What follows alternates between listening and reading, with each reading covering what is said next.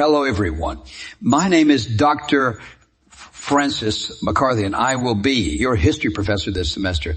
Let's talk about the world before the East India Company came into the picture.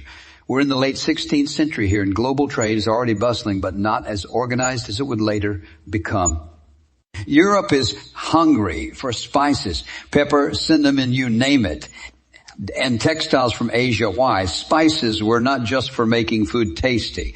They were also used for preserving food, and even for medicine. Textiles from the East were considered luxurious and were highly prized. Now, how were Europeans getting these goods before 1600? Mostly through overland trade routes, think Silk Road, where goods would pass through many hands before reaching Europe. This made them very expensive by the time they got there. Another route was via sea, but it was controlled by the Portuguese, who had a solid base in Goa, India. They had a sort of monopoly, and other European nations weren't too happy about that. Oh, and let's not forget the Ottoman Empire controlled important land routes, so Europe was looking for alternatives. Enter the Dutch and the English. They thought, why not bypass all these middlemen and go directly to the source? So they started sending their own ships to Asia. The Dutch were a bit ahead in this game. They'd already started organizing voyages to the East Indies. The English, not wanting to be left behind, thought it was high time they got a slice of this profitable pie too. What was driving this frenzy? It's a mix of economics and politics. Spices and Asian goods were incredibly profitable, and whoever controlled their trade had not just wealth but also influence. Plus, let's be honest, national pride was at stake. The idea that the Portuguese or the Dutch could get rich while the English missed out didn't sit well with anyone. So, what did the English do? They formed the East India Company in 1600. Queen Elizabeth, granted them a royal charter giving them exclusive rights to English trade in all the East Indies. This was a big deal. It meant that no other English merchants could legally trade in the region covered by the company. A group of merchants pooled resources, and they managed to fit out ships for the first voyages. They were venturing into unknown waters, both literally and metaphorically. Remember, these were perilous journeys. Ships sank, crews got sick, but the potential rewards were immense. The first ships returned with spices and provided enough profit to convince everyone that this enterprise was worth continuing. So in summary, the formation of the East India Company didn't happen in a vacuum. It was the product of existing trade dynamics, international rivalries, and a relentless quest for profit. It was an organized response to a disorganized situation, offering a more direct and hopefully less costly way to bring valuable goods from Asia to Europe. Keep all this in mind as we explore how this company grew from these humble, albeit ambitious, beginnings to become a world-altering enterprise. In fact, that sets the stage for our next lecture, where we'll delve into the Royal Charter and the initial voyages of the East India Company. Keep up with the readings, and I'll see you all next time. All right, everyone. Today we're going to take a closer look at the actual formation of the East India Company. So we've talked about the world before the East India Company and the hunger for Asian goods in Europe. Now let's zoom into the pivotal year of 1600. This is the year Queen Elizabeth grants what is known as a royal charter to a group of English merchants. Now, what is a royal charter, you may ask? Well, it's a formal document that gives specific rights, powers, and privileges to a person or an organization. In this case, the charter granted the East India Company a monopoly on English trade with the East Indies for 15 years. Why monopoly? Well, the logic was that by centralizing trade under one entity, it would be easier to manage, regulate, and most importantly, tax. The Crown was deeply interested in the revenues this trade could generate, not just for the country, but also for the royal coffers. This royal charter was a win-win. The company got exclusive rights, and the Crown got a new revenue stream. Remember, this is an era before income taxes, so revenue from trade was a big deal for the government. Now let's talk about the people who formed the company. These were not just any merchants. They were a mix of seasoned traders who had experience with long-distance commerce and young entrepreneurs who were willing to take risks. People like Sir Thomas Smythe, who was the first governor of the East India Company, had extensive trading experience. Smythe and his fellow founders knew the value of organization. This wasn't going to be a ragtag group of merchants. This was a well-thought-out business venture. And let's not underestimate the power of capital here. The initial voyages were expensive. They needed ships, crews, provisions, and so much more. The company was initially funded by shares. Investors bought shares in the company with the expectation of a return on their investment. This is an early form of what we would now call a joint stock company. Shareholders pooled their money to fund the expensive voyages to Asia, and in return, they expected a portion of profits.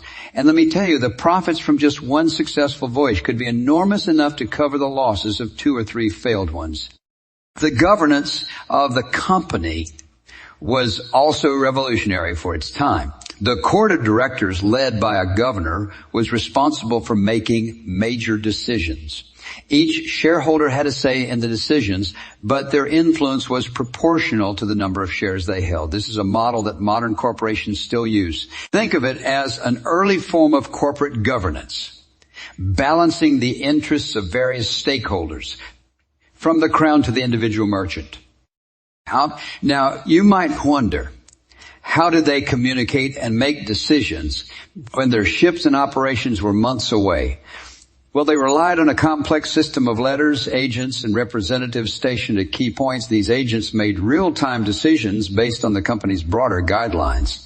So while the court of directors in London was setting the grand strategy, these agents were implementing it on the ground, or should I say on the high seas.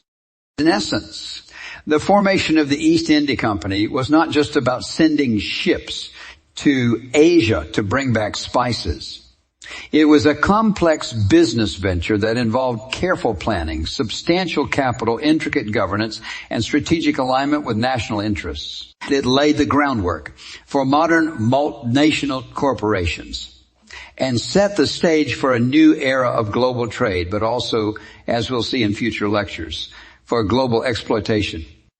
So that wraps up our focus for today. Next time, we'll delve into the first few voyages that the company undertook, the trials and tribulations they faced, and the lessons they learned.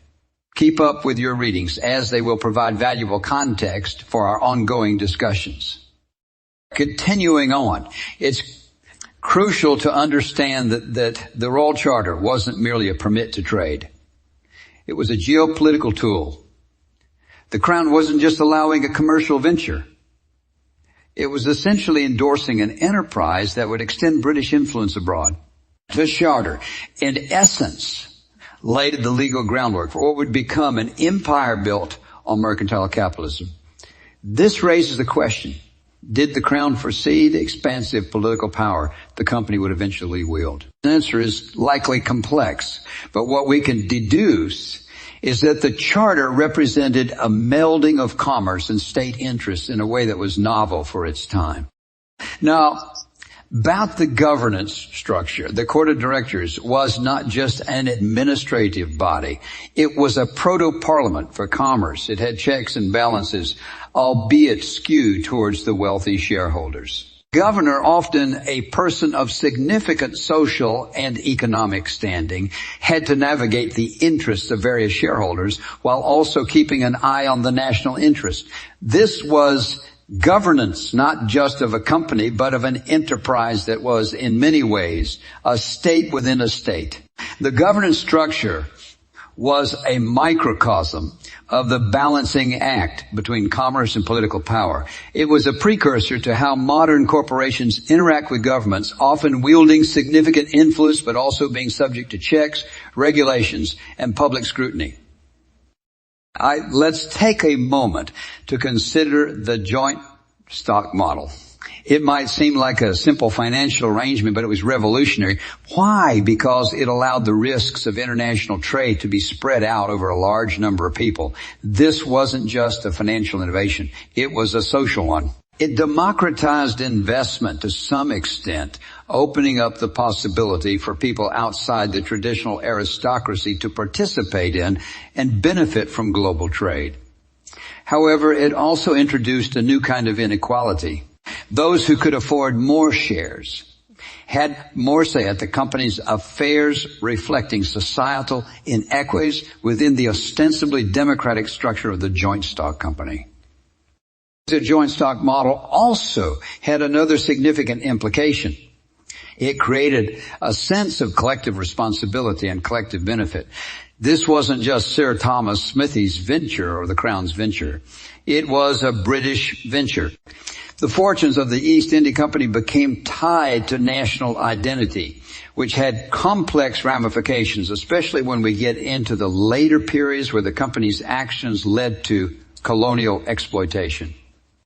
And communication network involving letters, agents, and representatives also deserves analytical attention. This was not just logistics. It was the nervous system of an emerging global entity. The very act of maintaining such a network across vast distances was a feat of organizational skill that required a nuanced understanding of local cultures, geopolitics, and economics. This network was the company's lifeline, but it was also its Achilles heel. Mistakes made by agents in distant lands could have repercussions across the entire organization. Again, highlighting the intricate balance between central governance and localized decision-making. The formation of the East India Company was a defining moment in the history of global capitalism, governance, and geopolitics. It wasn't just a business. It was a new form of social and economic organization that would set precedents and raise questions that we're still grappling with today. As we move through this course, keep these complexities in mind. They will offer valuable lenses through which to interpret the company's actions and impacts in the years that followed. It's crucial to understand that the Royal Charter wasn't merely a permit to trade. It was a geopolitical tool. The Crown wasn't just allowing a commercial venture. It was essentially endorsing an enterprise that would extend British influence abroad.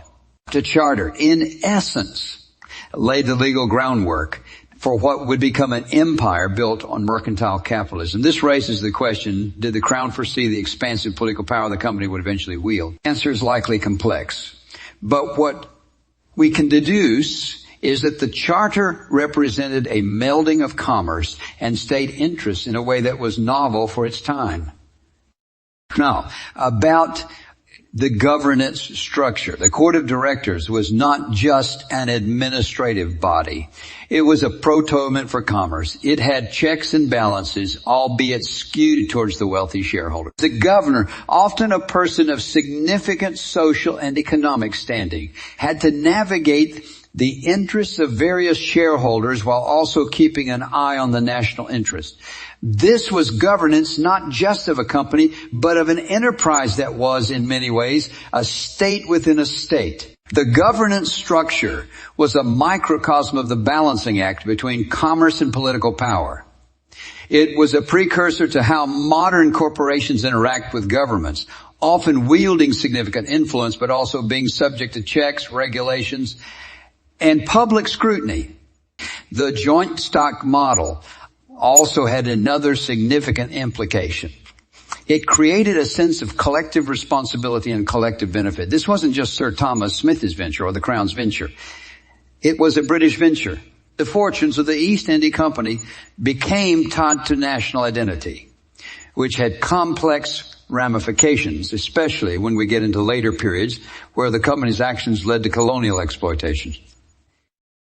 The communication network involving letters, agents, and representatives also deserves analytical attention. This was not just logistics.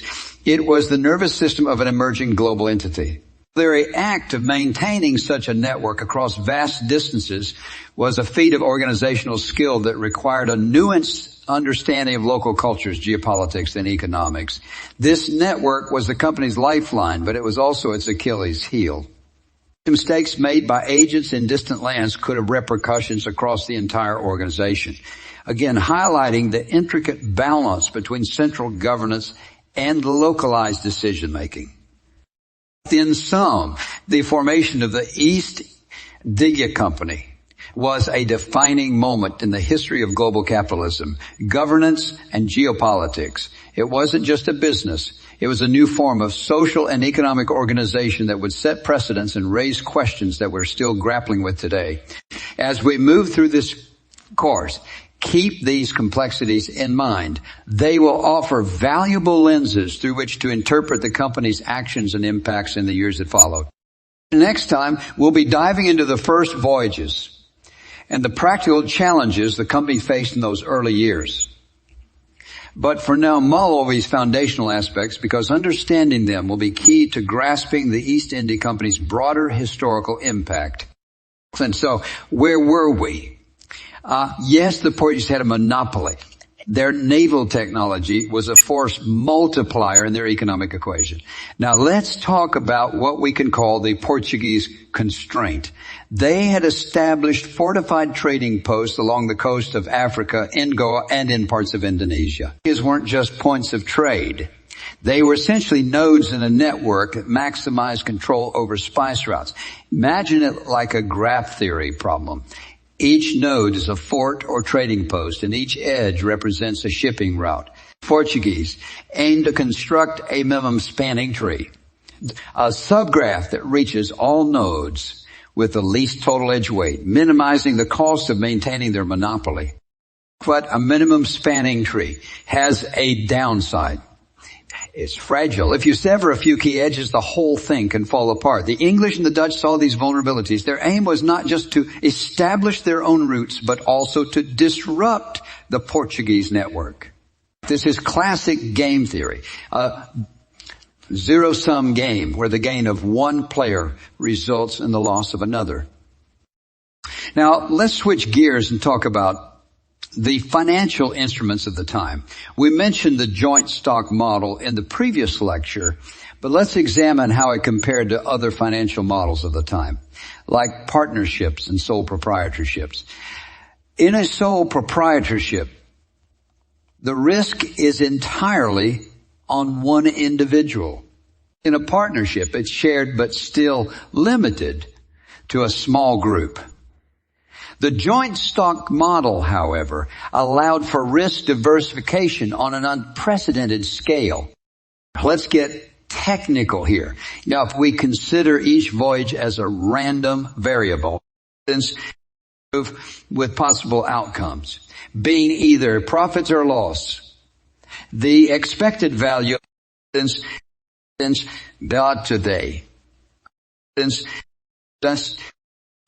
becomes crucial for investors. In a sole proprietorship, you're putting all your eggs in one basket. Your financial fate is tied to by B. The of a single voyage. In a joint stock company, you're essentially creating a portfolio of voyages, each with its own by B. This by B. For time's sake, the law of large numbers tells us that the average outcome over many trials will approach the expected value, reducing risk. The joint stock model was revolutionary not just as a business innovation, but as an application of statistical theory to economics. Now, back to geopolitical considerations. While we've discussed the competition between European states, it's also important to consider the Asian powers in play, primarily the Mughal Empire and the Sultanate of Aceh. These empires had their own interests and could not be ignored. It wasn't just a matter of sailing to Asia and buying spices. Diplomatic finesse was required. This was international relations theory in action, a complex dance of diplomacy, military deterrence, and soft power, all aimed at ensuring favorable trade terms. And let's not forget the cultural and social factors. The European perception of the Orient was shaped by a complex interplay of religious views, exoticized narratives, and outright myths. These perceptions influenced and were influenced by the economic and geopolitical equations we've discussed. Convex was a feedback loop. The allure of the exotic East fueled the economic drive to establish trade routes, which in turn shaped European views of Asian cultures and societies. In summary, the formation of the East India Company was not an isolated event, but the outcome of complex, interconnected factors that had been evolving for centuries. It was the mathematical inevitability of economic equations, the logical conclusion of geopolitical rivalries, and the culmination of technological and financial innovations. Let's continue. Now we're talking about the first voyages of the East India Company. So buckle up, because this is where things really get going. The flagship of the first fleet was called the Red Dragon, and it set sail in 1601. Now, why 1601? Well, by this point, the company had managed to secure enough funding and had gathered the necessary information about trade routes, and they were ready to go. So let's talk about the ships. These weren't huge warships. They were relatively small, often converted merchant ships. They had to carry enough food, water, and other essentials to last them, not just for the journey to Asia, but also for the return trip and, of course, for any unexpected situations like delays or bad weather. Space on the ship was precious. Every inch counted. They needed to bring enough trade goods to make the voyage financially worthwhile, but they also couldn't skimp on supplies for the crew. Speaking of the crew, these voyages were tough. We're talking months at sea, facing everything from storms to potential attacks from pirates or rival nations. And let's not forget diseases like scurvy, which was a big problem on long sea voyages back then. Captains had to be more than just good sailors.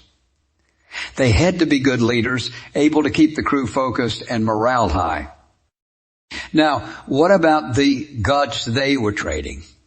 The focus was on spices like pepper and cinnamon, which were worth their weight in gold back in Europe. But they also brought other things like woolen cloth, which was pretty rare in tropical climates and could fetch a good price. The idea was to bring goods that were common and cheap in England, but rare and expensive in Asia, and vice versa. That's how you make a profit. Let's also talk about the places they were going. These early voyages focused on the Indonesian archipelago, which was a hot spot for spices. But this was not uncharted territory. The Portuguese and the Dutch were already there. So the English couldn't just sail in and take over. They had to negotiate. So sometimes that meant forming alliances with local rulers who were unhappy with the Portuguese or the Dutch. Sometimes it meant showing off their goods and their guns to impress the locals. It was a delicate balancing act. And don't forget, the English had to be careful not to step on the toes of other European powers too much. Sure, they were competitors, but they were also all far from home and had to be mindful of the bigger picture. If you make an enemy of another European power in Asia, that could have repercussions back in Europe, so diplomacy was key. But despite all these challenges, these early voyages were generally considered successful. They proved that it was possible for the English to sail to Asia, buy spices, and bring them back to sell at a profit. They proved that the East India Company was a viable venture and set the stage for its future growth. Now, it wasn't all smooth sailing. They learned some hard lessons along the way, like the importance of understanding local customs and politics. They also learned the hard way that monopolies are tough to break. Like the Portuguese and the Dutch had been in Asia for a while, and they had established trading relationships that the English had to navigate carefully. But every challenge was also an opportunity to learn and adapt, and the company was very good at doing just that. All right, keep these points in mind, because as we go forward, we're going to see how the East India Company built on these early experiences to expand its operations, not just in Asia, but around the world. So keep up with your readings, and I'll see you all next time to discuss how the East India Company took these lessons and ran with them all the way into becoming one of the most powerful entities of its time. All right, folks, welcome back. Today, let's dive into the world of early competition faced by the East India Company. So the English are sailing to Asia, right? But guess what? They're late to the party. The Portuguese and the Dutch are already there, and they're not particularly thrilled about the new competition. In fact, the Portuguese have been in Asia since the 16th century. They've got forts, they've got alliances, they've got the whole 9 yards. The Dutch are more recent arrivals, but they're aggressive and they've got a head start on the English. Now let's talk about the Portuguese first. They've already set up a trade network and they've got a base in Goa, India. The Portuguese are well entrenched and they've got something called the Cartazes system. What's that? Well, basically, it's a pass that allows you to trade in Portuguese-controlled ports. There's no cartas, no trade. So, if you're the East India Company, this is a problem. You've got to find a way to trade without ticking off the Portuguese too much, because remember, they've got forts and guns. Dutch, on the other hand, are a bit more like the English. They're newcomers. They're hungry for profit, and they're not tied down by as many commitments as the Portuguese. The Dutch have their eyes set on the Spice Islands, modern day Indonesia. They want to control the source of spices like nutmeg and cloves, and they're willing to use force. Do it. They've got a powerful navy, and they're not afraid to use it.